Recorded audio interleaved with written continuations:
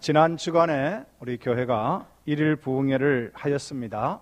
오전과 오후 강사 목사님을 통해서 귀한 은혜의 말씀을 들으셨는데 혹시 또 안 오신 분들이 또 계중에 있을까 싶어서 잠시 제가 요약해서 잠시 말씀을 드리고 설교 본문을 들어가도록 하겠습니다. 오전 예배에는 우리가 청지기 자세에 대해서 말씀을 들었지요. 모든 일에는 자세, 기본 자세가 참 중요하다 그렇게 생각을 하게 되었습니다. 운동에도 또 예능에도 공부하는데도 기술을 배우는데도 기본 자세가 매우 중요한 것이죠. 초등학교 때에 배운 것은 다 기본을 배우는 것입니다. 신앙생활 할 때도 기본이 얼마나 중요한가를 말씀을 듣게 되었고, 우리의 시선을 우리 예수님께 두어야 된다 그렇게 말씀을 했습니다. 예수님께 시선을 고정하고 목사님도 바라보고 또 장로님도 바라보고 집사님, 권사님, 다른 사람들을 바라보면 시험이 들지 않는다 그런 말씀을 하셨습니다. 어거스틴이라고 하는 분이 교회사적으로 매우 중요한 신구교에서 가장 존경을 받는 학자 중에 한 분이신데, 이 어거스틴이 신앙의 기본 세 가지를 말했는데 첫째는 겸손이고 둘째도 겸손이고 셋째도 겸손이라 그렇게 했습니다. 예수님 바라보면 겸손해질 수 있다 그런 말씀을 했습니다. 그래서 신앙생활 할 때 기본을 겸손으로 늘 생각하고 또 예배생활 할 때도 지각하면 안 돼요. 그 기본이거든요. 제가 한번 언제 이야기를 했죠. 모스크바의 러시아 대사가 초청을 한 기관장 중에 제가 들어갔었는데 그게 테이블에 전부 각자 이름을 다 이렇게 적어 두었습니다. 제가 차를 가다가 너무 밀려가지고 가면서 오늘 차가 이렇게 많이 밀리니까 몇 사람은 지각했겠지 했는데 가니까 저 혼자 지각을 했더라고요. 너무너무 죄송하고 부끄러워가지고 그날 제가 기관장 대표로서 뭔가 한마디를 해야 되는데 말을 못하겠어요. 그래서 우리가 기본 지각하지 않는 거 꼭 기억하시고, 또 찬양을 부를 때에도 기본이 뭐냐면 이 찬양 가사를 생각하는 거예요. 그래서 찬양을 부를 때는 전심전력해서 하나님을 찬양하는 것이 찬양의 기본 자세입니다. 봉사할 때는 즐거운 마음으로 봉사를 해야 됩니다. 투덜거리는 마음으로 봉사하는 것은 하나님이 기뻐하지 않네. 그래서 강사 목사님 뭐라고 했습니까? 교회에서 일 많이 하려고 하지 마세요 그랬어요. 그게 뭐냐면 일을 많이 하다가 불평생이거든요. 그래서 내 믿음이 따라가지 않으면 일 안 하는 게 좋아요. 그래도 꼭 하는 것은 한두 가지만 하셔야 됩니다. 많이 하다 보면 불평생기기 때문에 즐거운 마음으로 봉사해야 된다. 이런 내용으로 오전 설교를 하셨고요. 오후 설교는 청지기의 연보 생활에 대해서 말씀을 했는데 록펠러의 네 가지 신앙 지침을 말씀을 했습니다. 첫째는 온전한 11조를 드리세요 그랬는데, 이 온전한 11조를 누구한테 배웠느냐 하면 록펠러는 어머니에게 어렸을 때부터 배웠다는 거죠. 그러면 생각해 보세요. 어렸을 때부터 11조를 배운 록펠러가 1,000원을 벌면 1,000원을 세뱃돈을 받거나 하면 100원을 떼지 않겠어요? 10,000원을 벌면 1,000원을 떼지 않겠어요? 그런 자세로 11조를 하다 보니까 이 사람이 이 미국의 최고의 부호 중에 한 사람이 되었다. 그래서 나중에는 너무너무 수입이 많으니까 회사를 하나 차렸는데 그 회사가 뭐냐면 록펠러 11조 관리 회사였어요. 관리부서가 있었다는 거죠.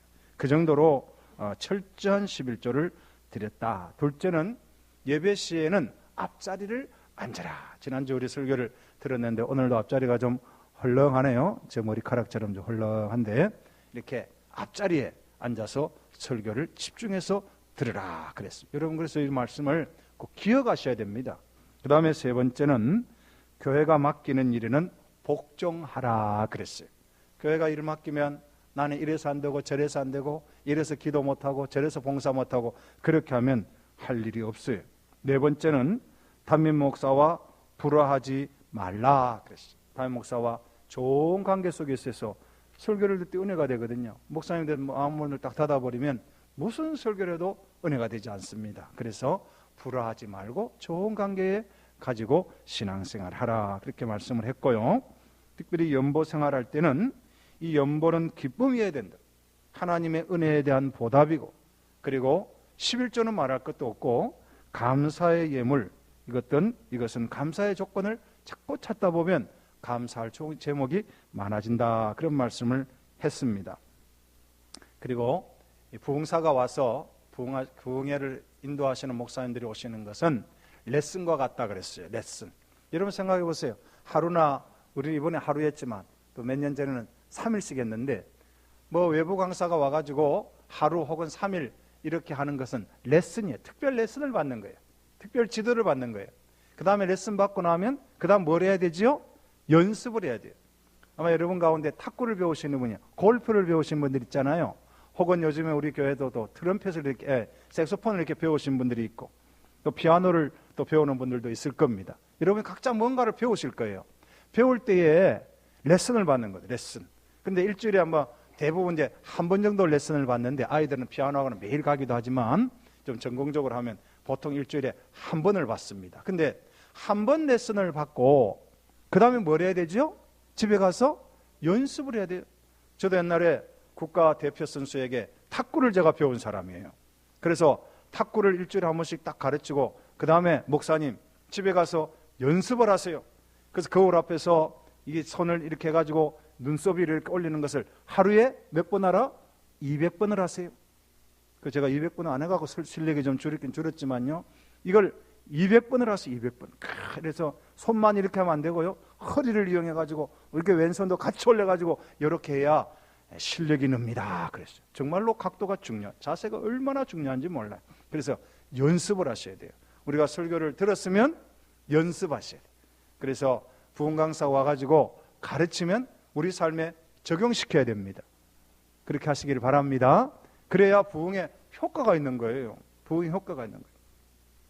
오늘은 교회에 대한 말씀을 여러분에게 같이 나누려고 합니다. 그래서 제목을 이 교회 위하여, 아까 우리 불렀던 찬송 3절에 보면 이 교회 위하여 눈물과 기도로 내 생명 다하기까지, 그런 내용이 나오거든요. 이 교회 위하여. 자, 오늘은 요한계시록 말씀을 지금 읽었는데요, 요한계시록은 소아시아에 있는 7교회에 주신 주님의 말씀입니다. 소아시아에 가면 7교회 자리가 있습니다. 소아시아는 어디냐면 지금의 터키라고 하는 나라입니다. 터키라고 하는 나라에서 보통 우리가 이즈미르라고 하는 곳에 가는데, 이스탄불을 가는데, 이스탄불에서 다시 비행기를 타고 가면 앙카라고 하는 수도가 있어요. 그 수도에서 이제 이곳저곳을 가면 7교회가 나오거든요. 7교회를 제가 가본 적이 있었는데, 에베소, 또 스머나, 버가모, 두아디라, 사데, 빌라델비아, 라오디게아, 이런 지역이 있습니다. 물론 에베소는 이 이스탄불하고 가까운 곳이지만 그 다른 지역은 대부분 다 이렇게 멀리 있습니다. 그곳에 가면은요, 사람이 참 희한해요. 스머나는 지금 이즈미르거든요. 스머나에 가면 폴리갑 감독이 순교했던 교회가 지금 보존되어 있습니다. 그 폴리갑이 이렇게 화형을 당하는 그림도 이렇게 남아 있는데요, 이렇게 보면 그 스머나 교회는 칭찬만 받았거든요. 그래서 그 교회 가면 참 마음이 좋아요. 야, 내가 목회하는 교회도 이 스머나 교회처럼 됐으면 좋겠다. 나도 목사로서 폴리갑 감독처럼 저렇게 순교의 제물이 됐으면 참 좋겠다. 그런 마음이 들거든요. 그런데 사대교회가 있습니다. 사대교회는 7교회 중에 칭찬이 하나도 없는 교회예요. 얼마나 책망을 많이 받았는지, 너는 죽었다는 이름 가지고 실상은 죽은, 살았다는 이름 가지고 실상은 죽은 자르다. 얼마나 책망을 받았는지. 근데 그런 데 가면 어떤 마음이 들까요? 아이고, 이 교회 좀 잘하지. 왜 책망만 받았을까? 이런 마음이 든다니까요. 그래서 저는 우리 일심비전교회가 주님 앞에 칭찬받는 교회 되기를 축원합니다. 여러분이 다 칭찬받는 교회가 되면, 성도들이 되면 얼마나 좋겠어요. 자, 그러려면은 교회를 잘 이해를 하셔야 됩니다. 교회를 잘 이해해야 되는데, 첫째는 교회는요, 성도들의 모임이라는 것을 꼭 기억하셔야 돼요. 우리 일심비전교회 그러면, 저도 일심비전교회 그러면 안양 6동에 있는, 또 소공로 16번지에 있는 우리 교회, 미주 앞에 있는 우리 교회 이 생각을 하지요. 그러나 우리 기본적인 마음에는 교회가 뭐냐? 이 교회는 성도들의 모임이라는 것을 기억해야 돼요. 즉 구원받은 사람들의 모임이라는 것을 꼭 기억해야 됩니다. 제일 안타까운 게 뭐냐면 교회당을 잘 지어놓고 교회가 분리되는 교회가 있어요. 교회가 어지러워가지고 목사님이 막 나가고 성도들이 막 다른 데로 가고 그래서 교회가 경매에 넘어가고 이런 교회가 있거든요. 그럼 여러분 예배당을 지을 때는 무슨 목적으로 지을까요? 우리가 좀 더 안락한 분위기에서 예배를 드리기 위해서 예배당을 짓는 거 아니겠습니까? 그리고 그 지역 주민들이 좀 더 모일 수 있도록 예배당을 짓는데 예배당을 짓고 교회가 쪼개지고 어려워지는 것은 무엇을 놓쳤느냐 하면 교회는 사람들의 모임이다. 구원받은 사람들의 모임이다 하는 이 원칙을 잊어버린 거예요. 그래서 우리 일심비전교회는요. 건물을 잘 관리해야 돼요. 우리 이 건물이 참 잘 지어진 건물이에요. 이 건물은 참 튼튼한 건물입니다. 그런데 이 건물을 잘 유지하려고 하다가 사람 마음을 상하면 안 됩니다. 또 교회가 회의가 많아요. 그렇죠. 남녀전도에서 셀에서 재직회, 당회, 공동회 많은 회의들을 합니다. 그런데 그 모임에서요. 회의를 할 때 여러분 상대방을 잘 배려하면서 말을 해야 돼요. 내 생각대로 막 말을 하다 보면 나도 모르는 사이에 누군가 상처를 받고 있습니다. 그래서 아이고 저 교회는 예배도 좋고 다 좋은데 회의 가보니까 막 회의가 들더라. 그래가지고 교회를 떠나는 경우가 있거든요. 그 다음에 우리가 어떤 봉사를 할 때도 마찬가지죠. 봉사를 할 때도 교회가 잘대로 봉사하는 게 있어요. 우리 교회는 이제 3월 달부터 다시 시작하죠. 노방전도 하고 국수봉사도 하고 또 우리 작은 도서관도 주중에 이렇게 쭉 연중 행사로 쭉 돌아가고 있고 그 외에 여러 가지 이제 봉사들이 많이 있습니다. 많이 있는데 그 봉사를 왜 합니까? 왜 하죠? 주님의 사랑을 나누고 구원 얻는 영혼들을 초청하기 위해서 봉사하는 거 아니겠어요? 그런데 이 봉사를 하면서 사람을 놓치면 안 된다 이 말이에요. 주방에서 여러분 봉사할 때도 마찬가지예요. 다 봉사하면서 항상 상대방을 배려하고 다른 사람을 나보다 낮게 여기고 그래서 그분들을 기분을 좋게 해주고 나는 낮아지고 저 사람을 높이고 할렐루야. 그런 교회 되기를 주의 이름으로 축복합니다. 그렇게 하면요 교회는 시험 들 일이 없어요. 제가요 많은 교회들 이렇게 보면은 시험 드는 사람들이 누구냐면 앞서서 일하는 사람들이에요. 앞서서 일하는 사람들입니다. 주로 주방에서 일하시는 우리 예전도 회원들이 많이 시험이 들어요. 왜 그렇습니까? 상대방을 배려함이 없기 때문에 그래요.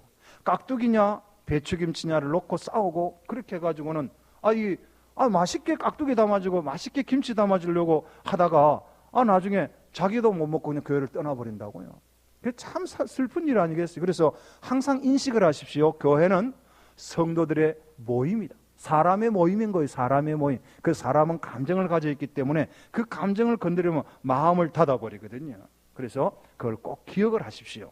그 다음에 두 번째는 교회는 예수님이 주인이라는 것을 꼭 기억하셔야 됩니다. 이 교회 주인은 누구세요? 예수님이에요. 우리가 신앙이 어린 사람들은 교회 주인이 목사님이라 생각하거든요. 헌금을 드리는도 목사님에게 드린다 생각하는 사람들이 있어요. 여러분 그게 아니에요. 목사는 물론 여러분이 드리는 헌금을 이제 거기에서 사례비를 받고 생활비를 받아서 쓰기는 합니다만은 그걸 목사에게 드리는 것이 아닙니다. 하나님께 드리는 거예요. 우리 예수님께 드린다는 것을 꼭 기억을 하셔야 됩니다. 우리 예수님께서 요한계시록 1장 12절에 13절에 보면 7 금초대 사이를 다니시는 분이세요. 7 금초대는 7 교회거든요. 7 금초대는 어디 있느냐 하면 옛날에 성전 안에 들어가면 성소와 지성소를 나누는데 이 성소 안에 7 금초대가 있습니다. 근데 그 7 금초대는 7 교회거든요. 근데 그 사이를 다니시는 분이 예수님이세요. 다시 말하면 이 교회의 주인은 예수님이라 그 말입니다. 그리고 예수님이 7 금초대에 불을 붙이시고 그 불이 꺼지지 않도록 지키시는 분이라 그런 말입니다. 그래서 예수님은 교회의 머리시고 골로새서 1장 18절에 보면 그는 몸인 교회의 머리라 그랬습니다. 그래서 예수님이 좋아하는 것이라면 우리는 무조건 복종해야 되고 예수님이 싫어하는 것은 무조건 안 해야 되는 거예요. 그게 교회가 할 일입니다. 그래서요 이 교회는 예수님이 머리이기 때문에 예수님에 대한 신앙 고백이 분명히 해야 됩니다. 자, 예수님이 제자들을 데리고 가이사라 빌립보 지역을 이렇게 가셨어요.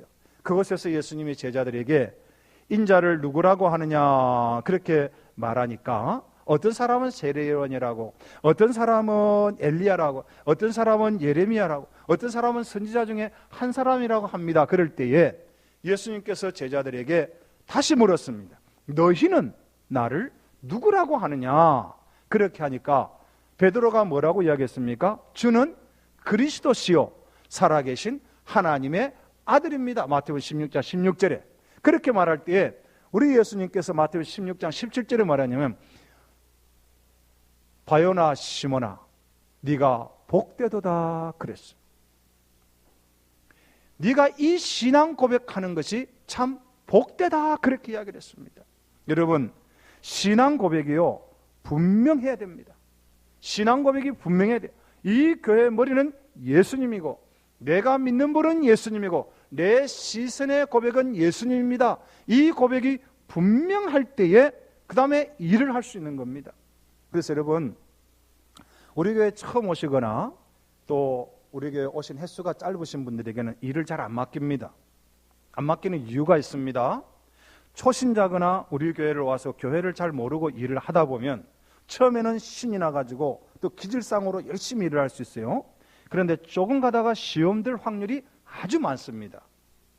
그래서 제가 저희 모교에서 10살부터 교회를 나갔거든요. 이제 중학교 때도 임원을 하고 고등학교 때 임원을 할 때는 우리 교회는 원칙이, 우리 모교의 원칙이 고등부에서 회장이 되는 사람은 세례교인 이상이 돼야 돼요. 고등부 회장이 무조건 세례교인이 없으면 회장을 없애고 부회장부터 세웁니다. 그런 원칙을 가지고 있어요. 그래서 제가 고등부 때 회장이 돼야 되기 때문에 1학년 때 제가 세례를 받았습니다. 2학년 때 회장을 세우거든요. 아주 대단해서. 왜 그러냐면 우리가 이 신앙 고백이 분명하지 않으면요 어떤 직분을 맡으면 안 됩니다. 우리 교회 장로, 집사, 권사 여러 재직들이 계시지 않습니까? 근데 이 재직을 세우는 것도 아마 타 교회에서 오신 분들도 우리 교회 오시면 1년을 경과했을 때 우리 교회가 인정을 하거든요. 그 이유가 있어요. 그 공동체에 들어가면 공동체를 알기 전에 무슨 일을 맡으면 시험이 들어요.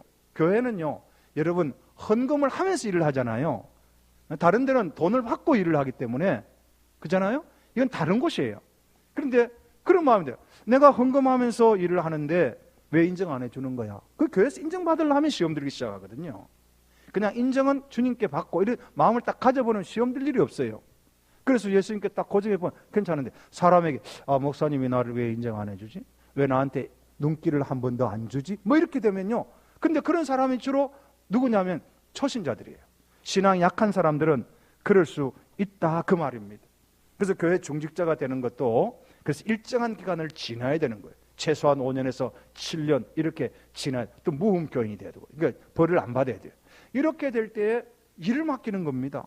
자, 그래서 웬만한 시험은 이겨낼 수 있는 거죠. 물론 시험 될 수 있죠. 어떤 때는 실망도 하지요. 그런데 예수님 바라보고 믿음이 있기 때문에 금방 회복되고 금방 회복돼 가지고 또 한 살 이렇게 먹어가는 것을 보게 됩니다. 그래서 분명한 신앙 고백을 가져야 된다는 거예요. 그 다음에 세 번째로 기억해야 되는 것은 교회를 세우신 분도 예수님이고 성장시켜 가시는 분도 예수님인 것을 믿으시기 바랍니다. 절대로 사람이 하는 거 아니에요. 사람이 하는 거 아닙니다. 사도 바울이 그 말씀을 했습니다. 나는 씨를 뿌렸고 아볼로는 물을 주었지만 자라나게 하시는 분은 예수님이라 그렇게 말을 했습니다. 여러분요, 우리가 다 하는 거 아니에요.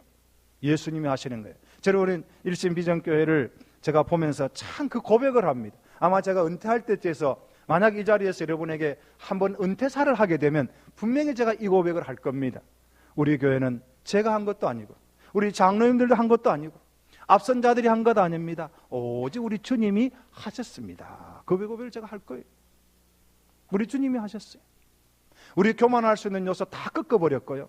자랑할 만한 요소 다 주님이 걷어가 버리셨고요. 완전히 엎드리게 납작 엎드려져 가지고 정말로 얼굴도 못 들게 주님이 그렇게 만드시더라고요. 그런데 우리 교회가 이렇게 잘 되고 있는 줄 믿으시기 바랍니다. 지난주 우리 용호 목사님이 그런 말씀 하셨어요. 목사님, 제가 강도사 때 교회 개척을 하고 3년을 하고 제가 수도업을 했습니다. 그런데 목사님, 이 개척교회를 하시니 7년을 지났다 하니 참 대단하십니다. 그 이야기를 하더라고요. 여러분, 개척교회하고요 7년을 지나는 거 이거 보통 일이 아니라고요. 그렇잖아요. 우리 모두가 겪잖아요. 우리 몸으로 다 겪어보잖아요. 그렇습니다, 여러분. 그런데 중요한 것은 교회는 주님이 하시더라는 거예요. 주님이 이루어 가시더라는 겁니다. 그래서 제가 제 목회하면서 제가 늘 철칙처럼 생각하는 거, 여러분에게 부탁드리고 싶은 것은 두 가지인데요. 첫째는 주인의식은 꼭 가지세요. 교회 오면 여러분이 주인입니다. 여러분이 주인. 여러분 교회 주위가 지저분하면 여러분이 쓸고, 뭐가 떨어져 있으면 여러분이 줍고, 불이 지금 안 켜질 때 켜졌으면 끄시고, 또 켜져야 될 시간은 켜시고, 누가 왜 안 하나 이러지 말고 내가 해야 돼. 이런 그런 걸 주인의식이라고 하는 거예요. 그런데 주인 행세는 절대 하지 마세요. 특별히 앞선 분들요, 주인 행세 하시면 안 됩니다.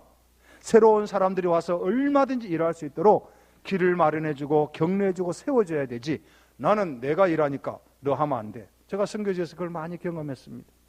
제가 선교지 10년, 13년 딱 되었을 때, 이렇게 하면 텃세를 부를 수 있겠구나. 왜? 제가 이제는 명성이 높아졌거든요. 우리 안양 일신교에서 예배당을 사줘가지고 그래도 한 100여 평 되는, 이 정도 되는 건물 하나 가지고 있지요. 그리고 캐리어가 한 10몇 년 붙었지요. 그래, 이렇게 해서 텃세를 부를 수 있겠구나 생각이 들더라고요. 앞선 사람은 절대로 주인 행사하면 안 됩니다. 그 다음에 두 번째 꼭 기억하십시오. 그것이 뭐냐면, 권위는 인정하되 권위주의에 빠지지 마십시오. 권위는 인정해야 됩니다. 하나님이 세우신 권위가 있어요.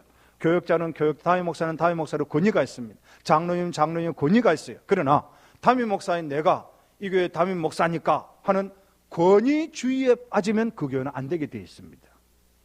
그래서 여러분, 세계적으로 유명한 그 기업이 하나 있는데, 그 기업이 GE라고 하는 것이 있죠. GE, 제너럴 일렉트릭. 그 회사는 아주 유명한 회사입니다. 그 GE 회사의 전 회장님 이름이 잭 웰치라는 분이 계십니다. 잭 웰치가 쓴 책을 제가 잠시 볼 기회가 잠깐 보았는데, 거기에 보니까요, 이분이 그 회사를 발전시키고 개혁시키기 위해서 부단히 노력한 가운데 중요한 포인트를 집어냈는데, 그게 뭐냐면 권위주의를 청산하라 했어요. 권위주의를 청산하라. 왜? 여러분, 회사가 커지고 몸집이 커지면요, 거기에는 그 한 자리, 부장 자리라, 과장 자리라든지 상무 이런 자리가 딱 있으면 그건 대단한 자리거든요. 근데 그 자리에 있는 분들이 권위주의를 딱 행사하면요, 이게 최고의 그 리더에게 올라가질 않는 거예요. 중간에서 막 권위주의를 계속 부리기 때문에. 그러면 그 공동체는 고목이 되고 발전하지 않는다는 거예요. 그래서 이분은 그거 싸웠더라고요. 그리고 권위주의를 청산하고. 우리 교회는 꼭 그렇게 하셔야 됩니다. 올 한 해 우리가 정말로 앞선 분들은요, 저부터 낮아지려고 노력을 하겠습니다. 낮아져서 충분히 다른 분들이 젊은 사람들이 일할 수 있도록 계속 이렇게 한다면 우리 교회는 아름답게 부흥하고 성장할 줄 믿습니다. 협조해 주시기 바랍니다. 문제없는 가정 없습니다. 문제없는 교회가 없습니다. 이거는 세상의 삶의 원칙이 그런 거예요. 다 문제를 가지고 있습니다. 그런데 고린도 교회도 문제가 있고, 로마 교회도 문제가 있고, 갈라디아 교회도 문제가 있었고, 오늘 보게 되는 이 소아시아 7교회도 문제가 있었어요. 그런데 말입니다, 예수님 오실 때까지 없어지지 않는 두 가지 기관이, 두 가지가 있어요. 두 가지 공동체가 있는데, 하나는 가정이에요. 하나는 교회입니다. 호주에 있는 내 친구 목사님의 아들이 아버지에게 한번 이런 이야기를 했습니다. 아버지는 왜 목사님을 하세요? 이제 그분이 이제 시드니에 있는 그 유명한 대학의 한국학부 교장이 되었거든요. 그러니까 교장만 하시지 왜 목사님 하세요? 그러니까 이 아버지가 명답을 주었습니다. 아들아, 세상에 수만 가지 직업이 있었지만은 그 많은 직업과 직종은 있다가 사라지고 있다가 사라졌다. 그러나 예수님 오실 때까지 없어지지 않는 그 직업은 목사란다. 여러분 가만히 생각해 보세요. 한강에 나룻배 뱃사공들이 지금 있습니까? 없지요.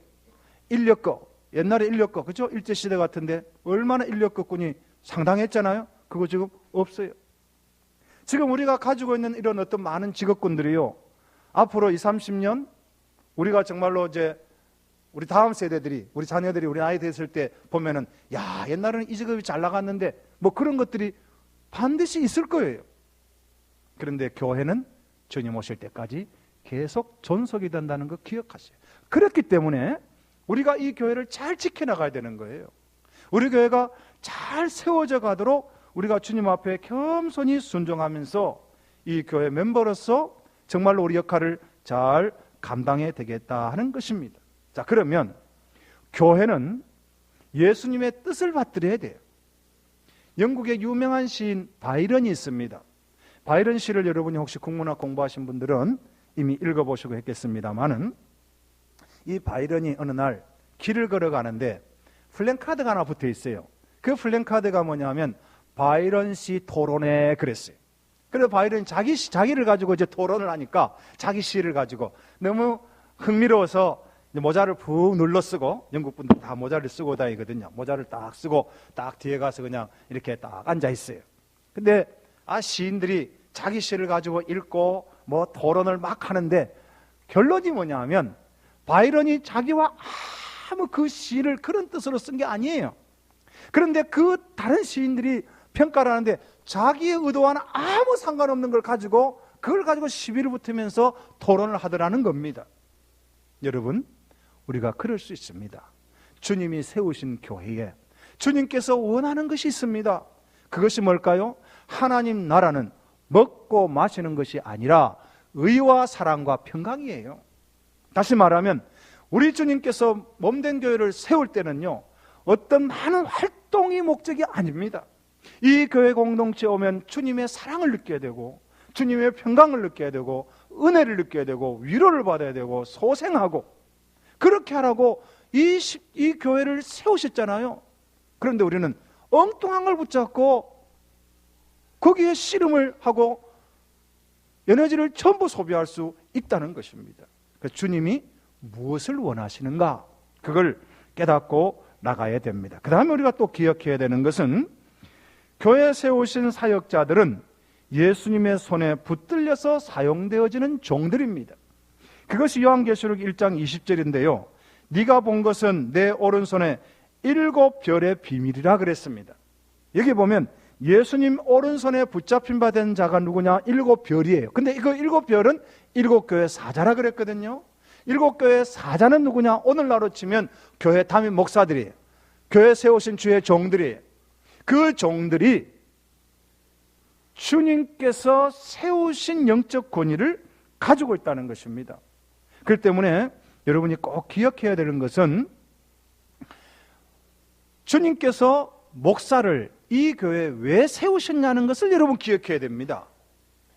요즘에 지금 우리 교회가, 우리 교회만 아니라요, 한국 교회가 일반적으로 뭘 지금 착각을 하느냐 하면, 목사님은 교회에서 사례를 받으니까, 우리가 돈을 주니까 우리가 마음대로 부려도 돼, 이런 생각을 해요. 그거 아닙니다. 여러분, 그건 고치셔야 돼요. 목사는 정당한 생활비를 교회로부터 받는 것뿐이죠. 그러나 여러분이 저를 청빙할 때나 우리 부목사님을 우리 교회에서 청빙을 할 때는, 목사님, 우리에게 말씀을 가르쳐 주십시오, 그래서 청빙하는 거예요. 그래서 사도들이 집사들을 왜 세웠느냐 하면은, 처음에 이 사도들이요, 구제하는 일을 했습니다. 그때 그 구제는 뭐냐면, 과부들에게 빵을 나눠주는, 우리식으로 하면 국 끓이고 밥 만들어가지고 반찬 해가지고 나눠주는 일을 했습니다. 근데 그 소수의 인원일 때는 괜찮은데 너무 많아지니까 말씀과 기도에 전무할 수 없었습니다. 그래서 그 시대의 지혜와 믿음이 또 사람들에게 칭찬받는 사람 7을 세워가지고 안수를 해서 집사를 세운 겁니다. 그래서 이 사도들이 더 이상 구제만 하는 일을 계속하다가는 본인의 본업, 말씀과 기도에 전무할 수 없다 싶어서 그 사람들을 세운 거예요. 그래서 제가 부탁드리는 것은, 우리 재직들은요, 어찌됐든지 이 교역자들이 말씀과 기도에 전무할 수 여러분이 도와주셔야 돼요. 그 반대가 되면 안 됩니다. 제가 모스크바에 사역을 할 때 우리 교회 세리게비치라고 하는 행정관이 있었습니다. 그 행정관 때문에요. 제가 얼마나 많은 에너지를 소비했는지 몰라요. 이 행정관이 어떤 사람이냐? 알코올 중독자였는데 저 나중에 몰랐죠. 나중에 보니까 내가 퇴근하고 나면 가서 술을 먹고 와서 막 행패를 부리는 거예요. 그래서 저희 교회에서 저희 집까지가 차로 가면 40분이고요. 전철로 가면 1시간은 20분쯤 걸렸어요. 그래서 그 세리기비씨 때문에 안 가도 될 일을, 안 해도 될 일을 퇴근하고 다시 또 간다니까요. 그런 일을 제가 했다고요. 그래도 해서 되겠습니까? 저 사역을 도와달라고 돈을 주고 월급을 주고 행정관을 고용을 했는데 그래서 되겠습니까? 그렇기 때문에 우리 모든 직분자들은 이 지금 주의 종들이 어떤 일을 하기 위해서 우리 교회에 있는가를 여러분 꼭 생각을 하시고, 이분들이 어찌됐든지 다른 데 에너지 소비하지 않도록 여러분이 많이 협조해 주시기를 바랍니다. 협조해 주시기 바랍니다. 생각을 우리가 조금만 바꾸면 다 되는 거예요. 그 다음에 이제 오늘 칭찬받은 두 교회를 소개하면서 말씀을 마무리하려고 하는데요. 첫째는 서문학교회입니다. 2장 8절에서 11절에 보면은 이 서문학교회가 나오는데, 서문학교회는 첫째로 환난과 궁핍 가운데서 믿음을 잘 지키고 열매를 맺은 교회입니다. 환난은 외적인 어려움이에요. 궁핍은 내적인 어려움이잖아요. 그런데 외적인 어려움과 내적인 어려움 가운데도 믿음을 지켰어요. 여러분, 내가 궁핍하니까 헌금하지 못하겠습니다. 그러면 안 돼요. 궁핍한 가운데도 헌금을 하시고요. 내가 너무 세상 일이 바빠서 내가 교회를 못하겠습니다. 그러지도 마세요.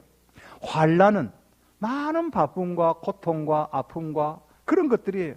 그럼에도 불구하고 이 서문학 교회는 믿음을 잘 지켰습니다. 두 번째는 거짓 그리스도인들의 비방과 이단의 유혹이 있었지만은 믿음을 끝까지 지키고 싸운 교회입니다. 거짓 그리스도인들의 비방이 있었어요. 믿지 않는 우리 불신 가정들이 여러분 핍박할 수 있죠. 친구들이 핍박할 수 있습니다.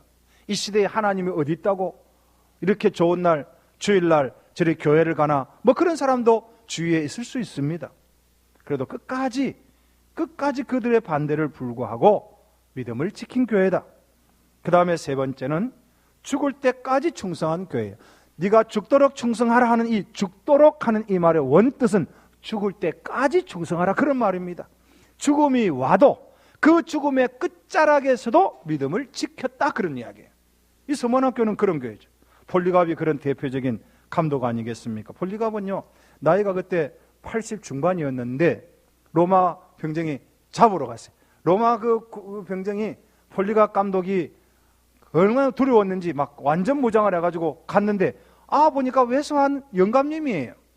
그 영감님 저걸 잡아서 뭐 하겠나. 그래서 그 폴리갑 잡았던 그 로마 병정의 그 대장이 말이죠, 이런 이야기를 했다고 그래요.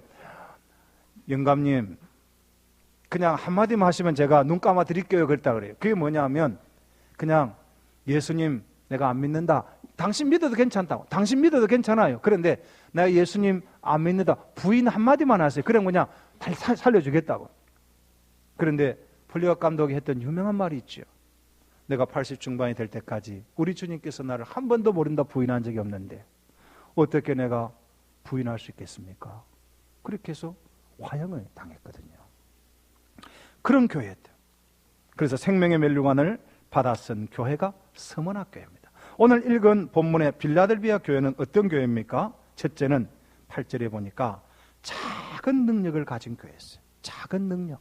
그런데도 주님의 말씀과 이름을 배반하지 않은 교회였습니다. 작은 능력이 뭘까요? 숫자가 작았습니다. 헌금도 작게 했을 겁니다. 또 그 교회는 대단한 인물이 없는 그런 교회였습니다. 그럼에도 불구하고 그들은 그 믿음을 가지고, 작은 믿음이었지만 주의 말씀을 끝까지 지키고 예수 그리스도의 이름을 배반하지 않은 그런 교회였다는 겁니다.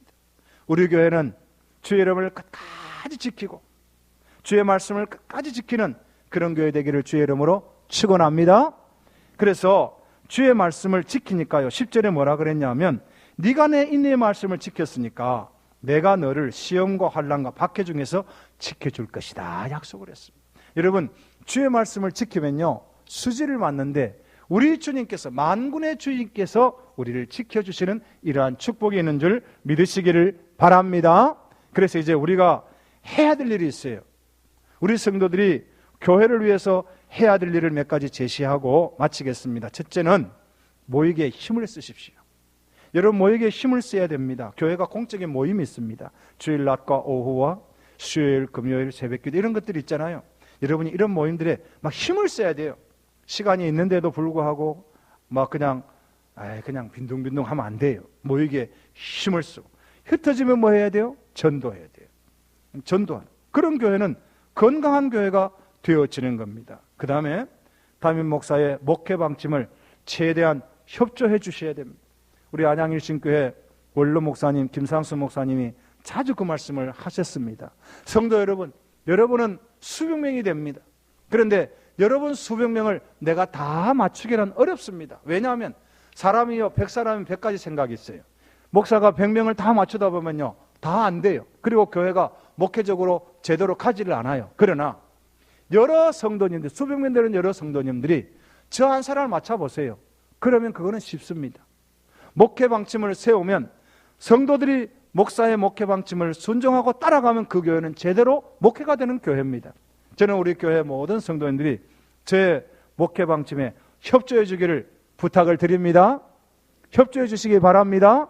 그렇게 하면 우리 교회는 잘 되는 거예요. 잘 되게 되어 있어요. 우리 교회는 그런 좋은 재질을 가지고 있는 그런 교회 아닙니까? 콩고에 무쿰비라고 하는 작은 촌락이 있었습니다. 예배당을 지었습니다. 성도들이 각자 맡은 자리에서 최선을 다했습니다. 그런데 그 중에 한 지체장애가 있었습니다. 그 지체장애 되신 성도는 자기가 아무것도 할 수가 없어요. 그래서 목사님이 오라니까 순종한 마음으로 갔습니다. 그냥 가만히 앉아 있습니다. 앉아 있다. 근데 이분은 말은 할 수 있거든요. 그래서 내가 말로 이 성도들을 위로해야 되겠다. 그래서 이 청년이 이렇게 이야기를 했습니다. 하나님의 자녀들이여 와서 주님의 일을 합시다. 예배당을 잘 지읍시다. 이분이 앉아서 계속 그만 몇 달 동안 그 이야기만 하는 거예요. 그래서 성도들이 그 청년의 그 지체장애 청년의 그 위로의 말을 듣고 그 예배당을 손쉽게 힘들지 않게 잘 지었다는 이야기가 있습니다. 여러분 맡은 직분이 있습니다. 맡은 자리가 있습니다.